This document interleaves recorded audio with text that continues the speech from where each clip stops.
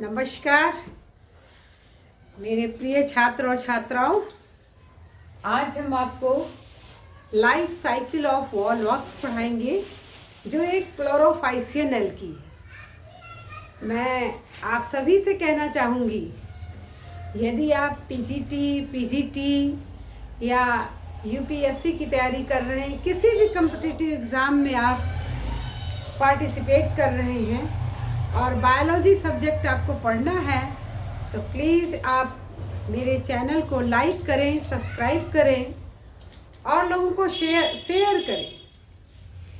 मैं आपको विश्वास दिलाती हूँ कि बायोलॉजी के हर टॉपिक पर मैं वीडियो बना कर अपनी नॉलेज को आप तक ट्रांसफ़र करने का प्रयास करूँगी। और अगर आपकी सफलता में मेरा थोड़ा भी कंट्रीब्यूशन होता है तो मुझे बहुत खुशी होगी।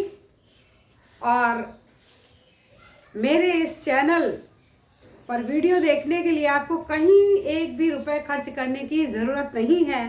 बिल्कुल निःशुल्क आप ज्ञान प्राप्त कर सकते हैं। तो आइए आज हम पढ़ते हैं life cycle of Volvox. Volvox chlorophycean alga है। इससे पहले मैंने आपको जनरल कैरेक्टर ऑफ क्लोरोफाइसी पढ़ाया था, आप मेरा प्रीवियस वीडियो देख सकते हैं। क्लोरोफाइसी के अंतर्गत जो भी एल्गा आते हैं उनके जो भी कैरेक्टर होते हैं, प्रीवियस वीडियो मेरा आप देखेंगे तो सारे कैरेक्टर आपको याद हो जाएंगे। आज पहला जनरल ले रही हूँ वॉल वॉक्स। वॉल वॉक्स एक कॉलोनियल एल्गा,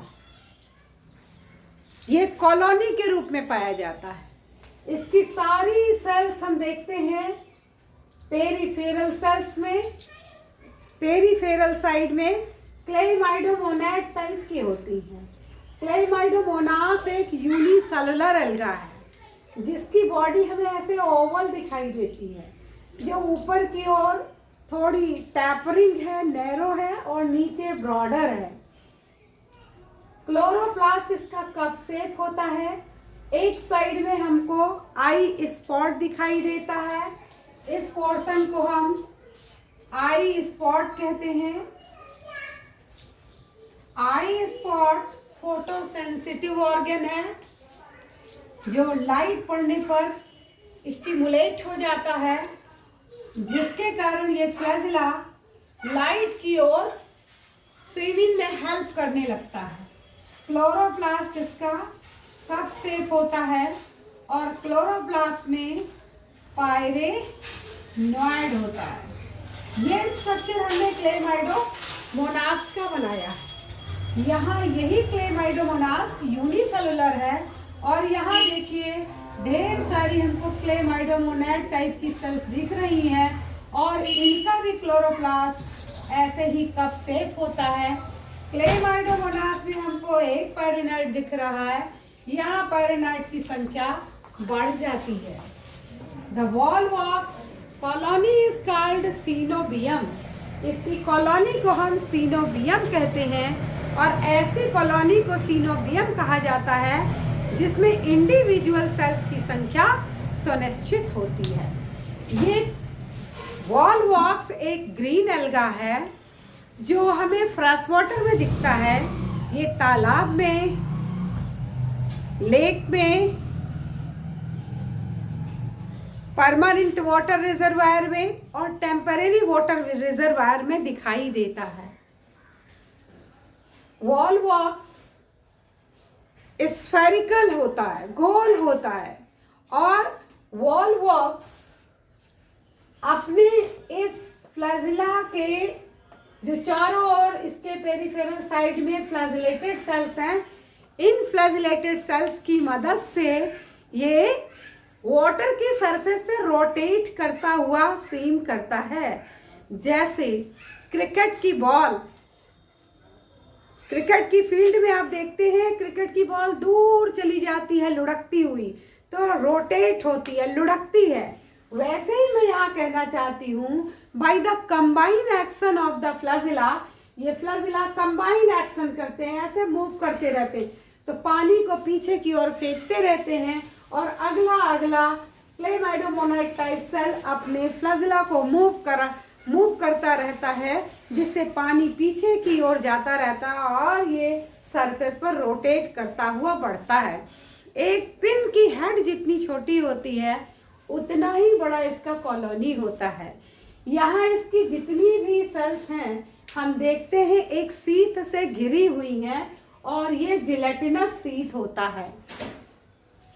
इसकी प्रत्येक सेल हम देखते हैं दूसरी बगल वाली सेल से कनेक्टेड है और जिस चीज से ये कनेक्टेड है एक दूसरे से, इस कनेक्शन को कहते हैं साइटोप्लाज्मिक स्ट्रैंड। अर्लियर कंडीशन में वॉल वॉक्स की सारी सेल्स एक जैसी दिखाई देती हैं, चाहे हम इधर की सेल देखें, चाहे इधर की देखें या इधर देखें या इधर देखें, कहीं की भी सेल हम देखते हैं तो हमको सेल कैसी दिखाई देती है, सब एक जैसी दिखाई दे रही हैं। अंदर की सेल्स हमको नॉन फ्लैजिलेटेड दिखाई देती हैं, बाहर की सेल्स फ्लैजिलेटेड होती हैं।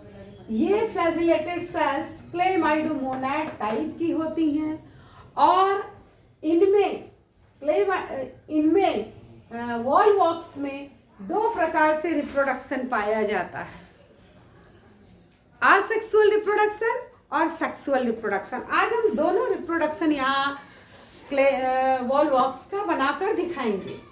यहाँ हम ये बताना चाहते हैं पहले कि इसकी कॉलोनी को हम सीनोबियम कहते हैं। बहुत इम्पोर्टेंट क्वेश्चन है ये, टीजीटी में, पीजीटी में, यूपीएससी के एग्ज़ाम में, बहुत सारे एग्जाम्स में पूछा जाता है कि वॉल वॉक्स की कॉलोनी को हम सीनोबियम क्यों कहते हैं।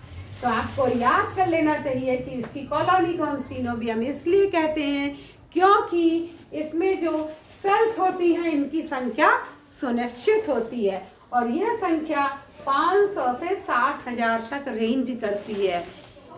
वॉल वॉक्स जीनस पूरे वर्ल्ड में 20 स्पीसीज द्वारा रिप्रेजेंट किया जाता है। इसकी 20 स्पीसीज का पता है, लेकिन भारतवर्ष में 5 स्पीसीज इसकी पाई जाती हैं। वॉल वॉक्स का जब हम लाइफ साइकिल पढ़ते हैं, असेक्सुअल और सेक्सुअल रिप्रोडक्शन पढ़ते हैं, तो इनका असेक्सुअल रिप्रोडक्शन गोनिडिया के फॉर्मेशन से होता है। हमने अभी आपको बताया था कि ये कॉलोनी एकदम आइडेंटिकल दिखती है। Nobody can say which side is anterior side and which side is posterior. कौन सा एंटीरियर साइड है और कौन सा पोस्टीरियर, कोई नहीं इसमें जान सकता है। लेकिन जब इन्हें असेक्सुअल या सेक्सुअल रिप्रोडक्शन करना होता है तो वॉल वॉक्स की कॉलोनी पोलैरिटी दिखाने लगती है और पोलैरिटी दिखाने इस समय क्या परिवर्तन होता है, इसकी जो जिस साइड को इसे पोस्टीरियर साइड बनाना है उसी साइड से इनमें हमको असेक्सुअल और सेक्सुअल रिप्रोडक्शन होता हुआ दिखता है। जब असेक्सुअल रिप्रोडक्शन होता है तो सेक्सुअल नहीं होता है उस समय। जब सेक्सुअल रिप्रोडक्शन ये कर रहा होता है उस समय असेक्सुअल रिप्रोडक्शन नहीं होता है। इनमें सेक्सुअल रिप्रोडक्शन स्प्रिंग सीजन में होता है या समर सीजन में होता है, जिस समय तालाब बिल्कुल पानी से भरा होता है, उस समय इनमें हमको असेक्सुअल रिप्रोडक्शन समर या स्प्रिंग के सीजन में दिखाई देता है। जबकि सेक्सुअल रिप्रोडक्शन इनमें आफ्टर समर सीजन में होता है, यानी जब समर सीजन खत्म होने लगता है तब ये सेक्सुअली रिप्रोड्यूस करने लगते हैं। सीनोबियम का अगर हम असेक्सुअल रिप्रोडक्शन पढ़ें तो हम ये पाएंगे कि जिस साइड को पोस्टीरियर साइड बनना है, जहां से असेक्सुअल रिप्रोडक्शन होना है, उस साइड की सेल्स आकार में बड़ी होने लगती हैं। मैं चाहूंगी पहले आप एक इसका स्क्रीनशॉट ले लें ताकि मैं बाद में इसमें कुछ भी लिखूं तो आपको कोई परेशानी ना हो।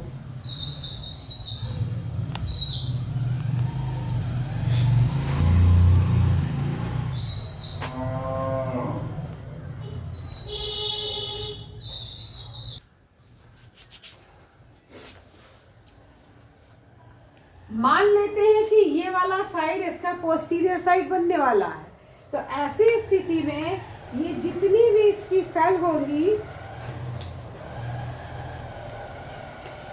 पोस्टीरियर साइड की जितनी सेल होंगी दे इनलार्जेज इन साइज, ये साइज में बड़ी होने लगेंगी, इनकी साइज बड़ी होने लगेगी, ये बड़ी बड़ी सेल में बदल जाएंगी।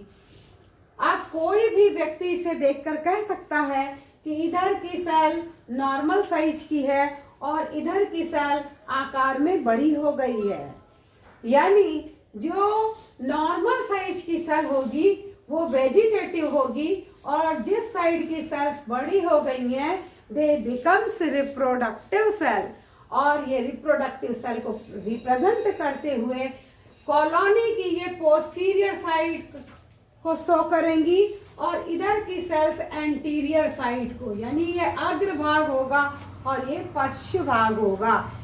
ये पोस्टीरियर साइड है और ये एंटीरियर साइड है। रिप्रोडक्शन इनमें सदैव पोस्टीरियर साइड से ही होगा।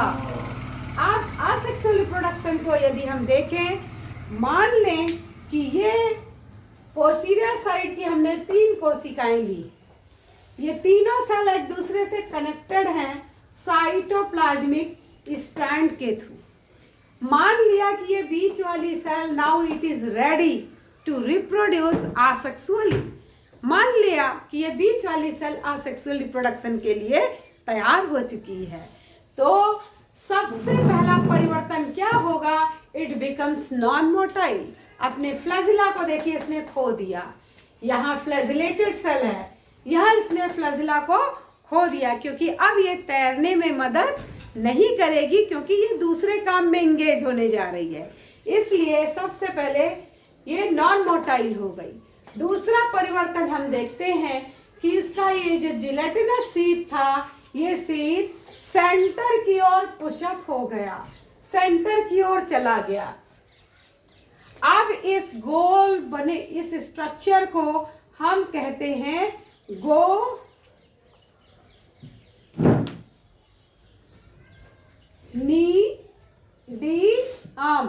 Now this structure is called gonidium. अब यहाँ जो क्लेमाइडोमोनाड टाइप सेल था, ये यहाँ से मूव करता हुआ इस गोनिडियम में आ जाता है और यहाँ हम देख रहे हैं क्लेमाइडोमोनाड टाइप की ये सेल है, हमको दिख रहा है आई स्पॉट, न्यूक्लियस, पैरेनोइड, क्लोरोप्लास्ट सब कुछ विजिबल है। लेकिन जब इस स्टेज में कोशिका हो जाती है, यहाँ तो सब कुछ विजिबल होगा, लेकिन इस स्टेज में जब कोशिका आएगी तो all the cellular content get intermingle to each other, यानी सब जैसे चावल और दाल, हल्दी, नमक सब मिलाते हैं हम, तो जब कई सीटी लगा दे कुकर में तो वो लपसी जैसा बिल्कुल दिखाई देने लगता है। नोबडी कैन से कि दाल किधर है, चावल किधर है, सब एक में मिक्सअप हो गए। ऐसे ही यहाँ जो सेलुलर कंटेंट था प्रोटोप्लाज्म, उसके अंदर के सारे सेलुलर कंटेंट एक दूसरे में मिल गए और होमोजेनस मॉस बना दिया। इसके बाद इनमें डिवीजन शुरू होगा। डिवीजन ऑलवेज वर्टिकल, हमेशा खड़ा डिवीजन होगा। तो वर्टिकल डिवीजन से ये 2 सेल में कन्वर्ट हो जाता है, 2 सेल के बाद फिर वर्टिकल डिवीजन होता है, 4 सेल बन जाती है, फिर अगला वर्टिकल डिवीजन होता है, 8 सेल्स का फॉर्मेशन हो जाता है।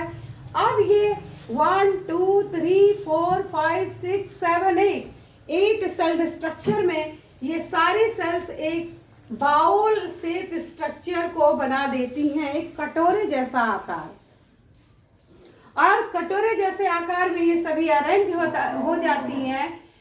वॉल वॉक्स के असेक्सुअल रिप्रोडक्शन के इस 8 सेल्ड स्ट्रक्चर को प्लैकिया स्टेज कहते हैं।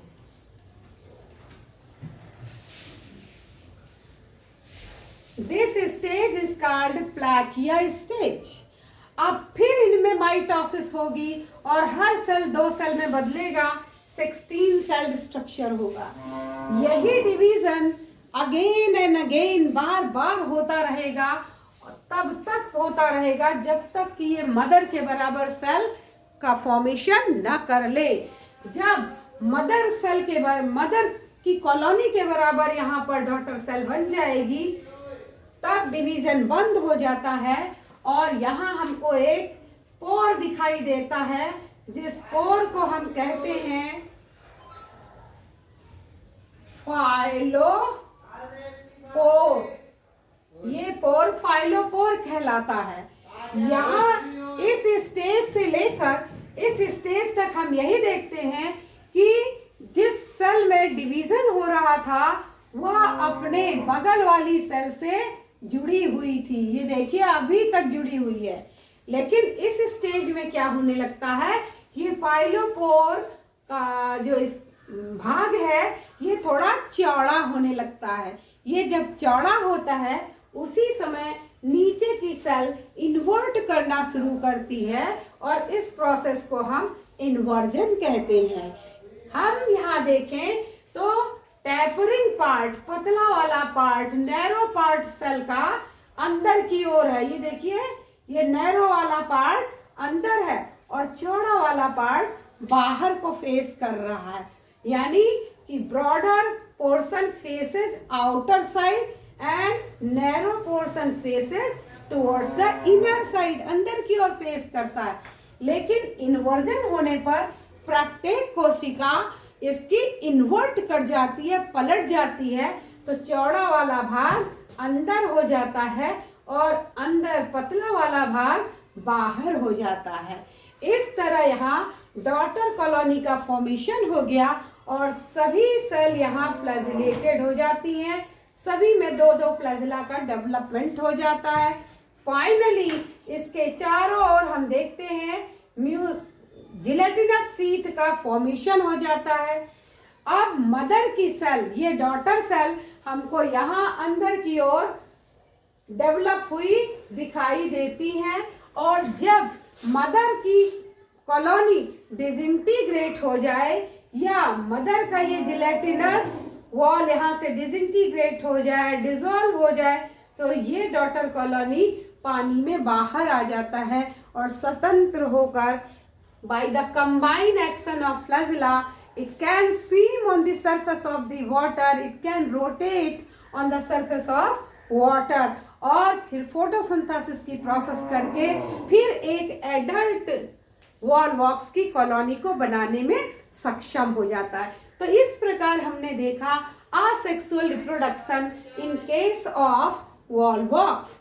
इसी के साथ साथ हम आपको सेक्सुअल रिप्रोडक्शन भी बताते हैं।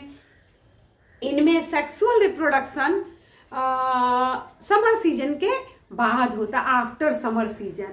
जो वॉलवॉक्स होता है ये जनरा मोनोसियस भी होता है और डायोसियस भी होता है।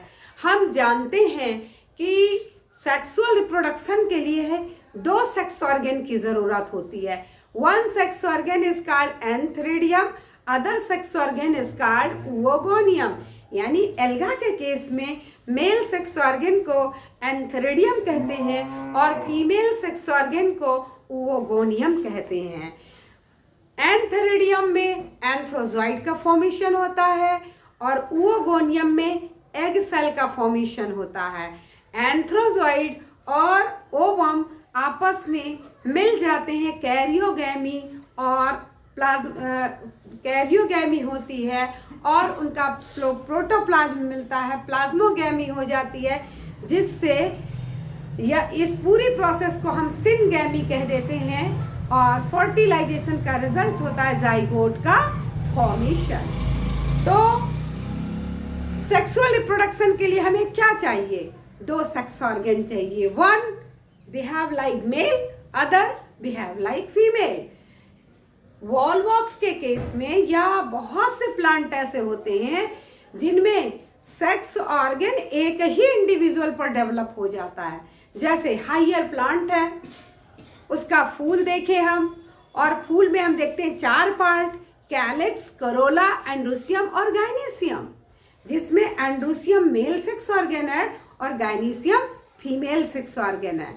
तो ऐसे फ्लावर को, ऐसे प्लांट को हम क्या बोलेंगे? मोनोसियस बोलेंगे।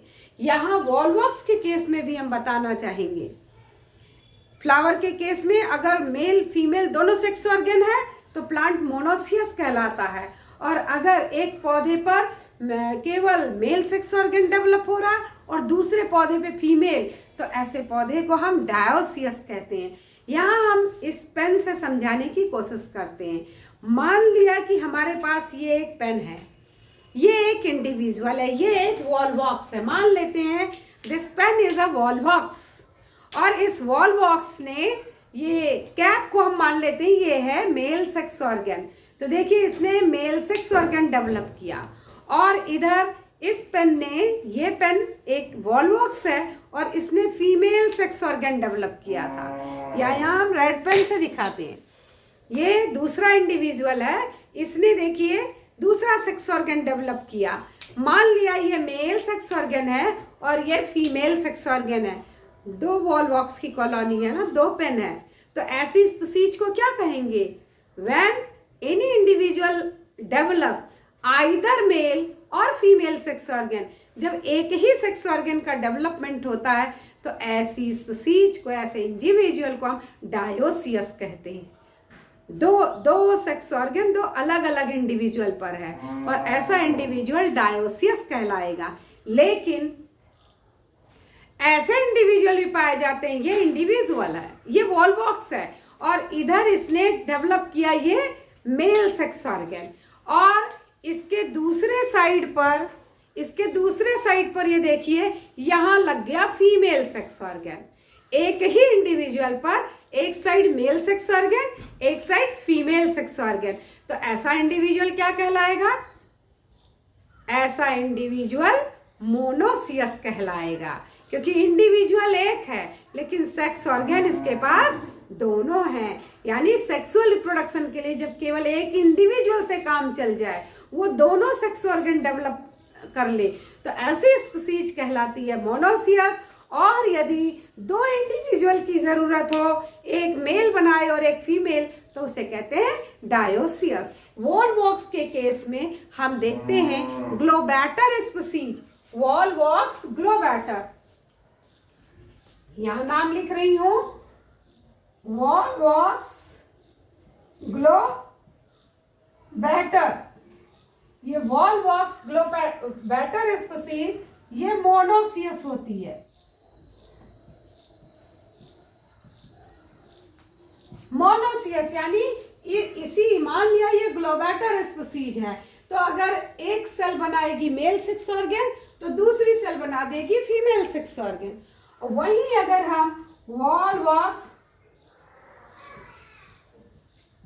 ऑरियस को देखें तो ये है डायोसियस। डायोसियस स्पीसीज यानी कि इस स्पीसीज में हमें सेक्सुअल रिप्रोडक्शन कराने के लिए दो कॉलोनी की जरूरत होगी। तो इस तरह आपने यहाँ पर जाना कि पौधे मोनोसियस भी होते हैं और डायोसियस होते हैं, और केवल पौधे ही मोनोसियस डायोसियस नहीं होते हैं। इसे हम हिंदी में एक लिंगी द्विलिंगी भी कह सकते हैं। देखिए ये ऑरियस है, डायोसियस है, और हिंदी में इसे हम कहेंगे एक लिंगी।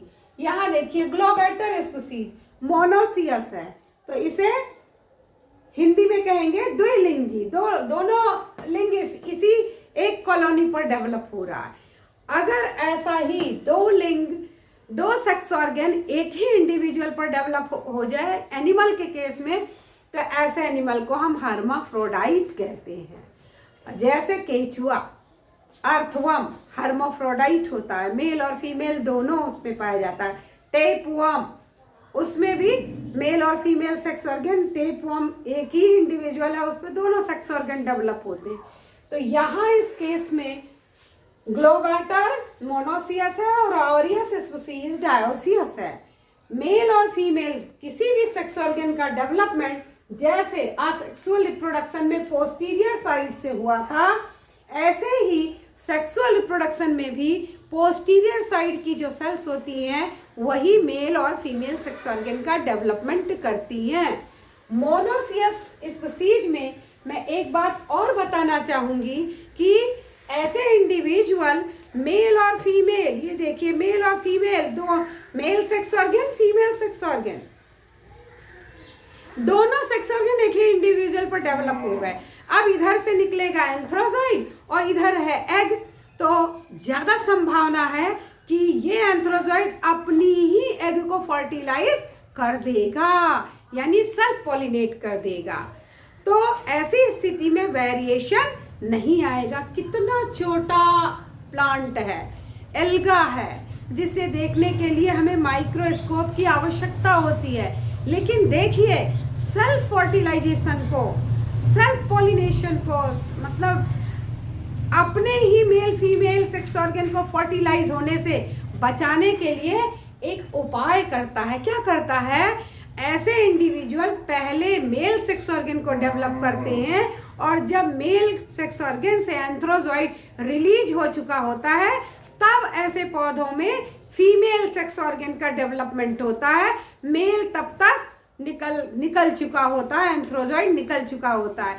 तो जब ये मैच्योर होता है तो ये मैच्योर नहीं होती है, और जब ये मैच्योर होती है तो ये नहीं होता है। यानी कि है तो दोनों सेक्स ऑर्गन, लेकिन आपस में इनमें फर्टिलाइजेशन नहीं होता है। और ऐसा किस लिए करते हैं? ऐसा करते हैं क्रॉस फर्टिलाइजेशन के लिए, यानी एक कॉलोनी अपने एंथ्रोजॉइड को दूसरे कॉलोनी से ले जाकर फ्यूज कराता है, और क्रॉस फर्टिलाइजेशन से वेरिएशन आता है। जो पूरी दुनिया में डिफरेंट टाइप के इंडिविजुअल और डिफरेंट टाइप के स्पीसीज का डेवलपमेंट हुआ, वो क्रॉस पॉलिनेशन या क्रॉस फर्टिलाइजेशन के कारण ही होता है। तो जब मेल सेक्स ऑर्गन का डेवलपमेंट पहले हो जाए, फीमेल का बाद में हो, मोनोसियस के केस में, तो ऐसी स्थिति को हम कहते हैं प्रोटेंड्रस कंडीशन। इस स्थिति को कहते हैं प्रोटेंड्रस कंडीशन। प्रोटेंड्रस कंडीशन का मतलब क्या हुआ कि ये एंथ्रोजॉइड ये पहले डेवलप कर जाएगा और एग जो होगी वो बाद में डेवलप करती है। जब ये डेवलप होकर बाहर निकल जाएगा तो फिर प्लांट इसे बनाने लगेगा। तो संभावना ही नहीं है कि ये दोनों आपस में फ्यूज होंगे या सेल्फ फर्टिलाइजेशन होगा। यानी कि to ignore the self fertilization, to promote the cross fertilization, volvox shows protandrous condition. यानी ये मोनोसियस होते हुए भी क्रॉस फर्टिलाइजेशन को प्रमोट करते हैं, सेल्फ फर्टिलाइजेशन को इग्नोर करते हैं। अब इसके हम मेल और फीमेल सेक्स ऑर्गन के डेवलपमेंट को पढ़ेंगे। इसे आप एक स्क्रीनशॉट इसकी ले लीजिए, फिर आगे मैं बताती हूँ।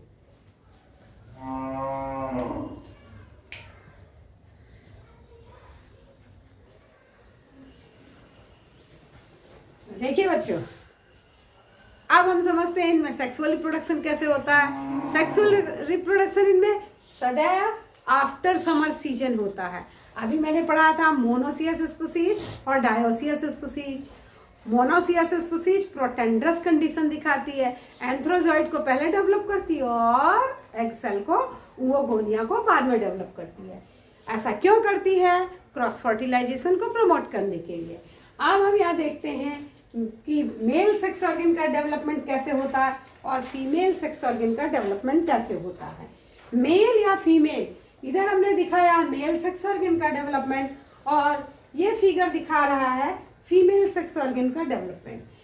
दोनों सेक्स ऑर्गन का डेवलपमेंट पोस्टीरियर सेल से होता है, यानी एंटीरियर सेल से नहीं होता है। वेजिटेटिव सेल छोटी छोटी होती हैं, उनमें सेक्सुअल रिप्रोडक्शन का कोई पार्टिसिपेशन नहीं होता। पोस्टीरियर सेल्स ही रिस्पॉन्सिबल होती हैं सेक्सुअल रिप्रोडक्शन के लिए। सेक्सुअल रिप्रोडक्शन में जब एंथेरिडियम का डेवलपमेंट होता है तो that is very similar to the asexual reproduction. जैसे पहले मैंने बताया था, मान लिया ये सेल रेडी हो गई है एंथेरिडियम को बनाने के लिए। सबसे पहले नॉन मोटाइल हो जाएगी, फिर गोनिडिया जैसा स्ट्रक्चर डेवलप हो जाता है। इस गोनिडिया जैसे स्ट्रक्चर को हम एंड्रोगोनिडिया भी कहते हैं। This is also called androgonidia. अब इसका प्रोटोप्लास्ट होमोजेनस कंटेंट में बदल जाता है, फिर इसमें डिवीजन शुरू हो जाता है, 2 सेल, 4 सेल, 4 से 8 सेल, 8 से 16 सेल, और 16 सेल से 32 सेल, 32 से 64 सेल, 64 से 128 सेल, 128 से 256 सेल हो जाती है, और 256 सेल से फिर डिवीजन होता है तो 512 कोशिकाएं बन जाती हैं। ये अक्सर एग्जाम में पूछा जाता है कितने एंथ्रोजॉइड का फॉर्मेशन होता है, तो एंथ्रोजॉइड का फाइनल फॉर्मेशन ये 512 यानी 16 सेल से 512 सेल में ये बदल जाती हैं। असेक्सुअल रिप्रोडक्शन में भी कुछ ऐसा ही देखा था, लेकिन उसमें 512 सेल पे स्टॉप नहीं था, तब तक डिवीजन हो रहा था जब तक कि अपनी मदर सेल के बराबर कोशिकाओं का फॉर्मेशन ना हो जाए। लेकिन इस केस में 512 सेल के बाद डिवीजन बंद हो जाता है, इन्वर्जन होता है, और फिर वही केस ब्रॉडर पोर्शन अंदर की ओर हो जाता है, एंटीरियर बाहर हो जाता है, और फिर ये सेल एक दूसरे से अलग होने लगती हैं, और यहाँ जो जिलेटिनस शीथ है वो पानी में डिसॉल्व हो जाती है, और फिर ये cigar shape structure, you can say cigar shape structure या रॉड शेप्ड स्ट्रक्चर में ये एंथ्रोजॉइड बाहर निकलते हैं। देखिए पानी में एंथ्रोजॉइड बाहर निकल रहे हैं और तैरते हुए पानी में फीमेल सेक्स ऑर्गन की ओर यहाँ से निकलते जाते हैं और फीमेल सेक्स ऑर्गन की ओर जा रहे हैं। फीमेल सेक्स ऑर्गन का अगर हम डेवलपमेंट देखें, मान लिया ये सेल रेडी है बीच वाली फीमेल सेक्स ऑर्गन को बनाने के लिए, तो सबसे पहले नॉन मोटाइल होगी। दूसरा क्या होगा कि ये जो जिलेटिनस शीथ है, ये जो सेल है, ये पुश होगी कहाँ, सेंटर की ओर, इधर अंदर की ओर चली जाएगी, और इसका जो ये सेल था वो यहाँ इस गोनिडियम के अंदर आ जाएगा। अब इस गोनिडियम लाइक स्ट्रक्चर को हम गाइनोगोनिडियम भी कहते हैं या ओवोगोनियम भी कहते हैं। यहाँ कोई भी डिवीजन नहीं पाया जाएगा। The total vegetative cell is converted into reproductive cell to form the oogonium, और ओवोगोनियम के अंदर कोई डिवीजन नहीं हुआ तो पूरा का पूरा प्रोटोप्लाज्म किस में बदल गया है, ओवम में बदल गया है या एग सेल में बदल गया है। अब यहाँ जिलेटिनस, पहले ये शीथ, यहाँ जिलेटिनस शीथ होगी। अब एंथ्रोजॉइड फर्टिलाइजेशन के समय किसी दूसरी कॉलोनी का एंथ्रोजॉइड पानी में मूव करता हुआ आता है और यहाँ इसकी इस जिलेटिनस शीथ से चिपक जाता है। बहुत ढेर सारे एंथ्रोजॉइड यहाँ इसकी सरफेस से, यहाँ इसकी सरफेस से बहुत से एंथ्रोजॉइड चिपक जाएंगे। जहां पर एंथ्रोजॉइड चिपकते हैं वहां इंजाइमेटिक सिक्रीशन करते हैं, इंजाइम का सिक्रीशन करते हैं, that is the proteolytic enzyme. Proteolytic enzyme से ये वॉल यहाँ की गल जाती है, जिससे एक खुला पाथ बन जाता है for the entry of the antherozoid. अब एंथ्रोजॉइड इसके अंदर प्रवेश कर जाता है। बहुत से एंथ्रोजॉइड अंदर जाते हैं, इनमें से जो एंथ्रोजॉइड सबसे पहले इसके पास पहुंचता है वो इससे फ्यूज होकर के जाइगोट बना देता है। तो अभी तक की स्टेज ये NN थे, जब दोनों मिल गए, दोनों का न्यूक्लियस और प्रोटोप्लाज्म मिल गया तो जाइगोट बन गया, और जाइगोट 2N होता है। 2N यानी डिप्लॉयड कंडीशन। अभी जितना कंडीशन हमने देखा था, कॉलोनी हैप्लॉइड थी, गैमेटोफाइट थी, और ये सारे स्टेजेस गैमेटोफिटिक थे। यहाँ फीमेल सेक्स ऑर्गन गैमेटोफाइट था, n नंबर ऑफ क्रोमोसोम, लेकिन जाइगोट डिप्लॉयड हो गया है and it shows the sporophytic condition of the plant. यानी कि वॉल वॉक्स का स्पोरोफाइट जो स्टेज है वो कौन है, जाइगोट है। जाइगोट में मेल और फीमेल दोनों न्यूक्लियस मिल गए हैं। अब ये 3 लेयर से घिर जाता है। 3 लेयर हमें साफ दिखाई दे रही है। तीनों लेयर से ये घिर के धीरे धीरे इसका कलर ग्रीन कलर से ये रेड कलर में कन्वर्ट हो जाता है। Zygote is converted into red in colour due to the development of a pigment, और उस पिगमेंट का नाम है हिमेटोक्रोम। हिमेटोक्रोम के डेवलपमेंट हो जाने के कारण ये जो पूरा हमको दिखाई दे रहा है जाइगोट, ये रेड कलर का और थिक वॉल्ड होकर दिखाई देता है। जब अगला फेवरेबल कंडीशन आता है, ये चूंकि थिक वॉल हो चुका है, अब गर्मी आएगी और तालाब सूख जाएगा, पूरा वॉल बॉक्स की सेल्स डैमेज हो जाएंगी। लेकिन ये थिक वॉल था इसलिए ये मड में, ये जमीन में पड़ा रहेगा और फिर जब बारिश होगी तो फिर ये पानी जब तालाब में आ जाएगा देन इट बिकम्स एक्टिव और इसकी ये बाहरी वॉल जो सबसे बाहर है वो फट जाएगी और इनर दो वॉल हरी और लाल कलर से मैंने दिखाया है, ये वेसिकल के रूप में बाहर आ जाएगा। अब इसका टोटल प्रोटोप्लाज्म पहले इस स्टेज में यहाँ पर आएगा और फिर इसके अंदर होगा क्या, रिडक्शन डिवीजन यानी अर्धसूत्री विभाजन। और बार बार मैं बताती हूँ अर्धसूत्री विभाजन वह विभाजन है जिससे कोई भी डिप्लॉयड सेल हैप्लॉयड बन जाती है। स्पोरोफाइट स्टेज गैमेटोफाइट में बदल जाता है। तो इस पूरे केस में हमने क्या देखा कि पूरे हर स्टेज में हमको गैमेटोफिटिक फेज दिख रहा है। Sporophytic phase is only represented by zygote.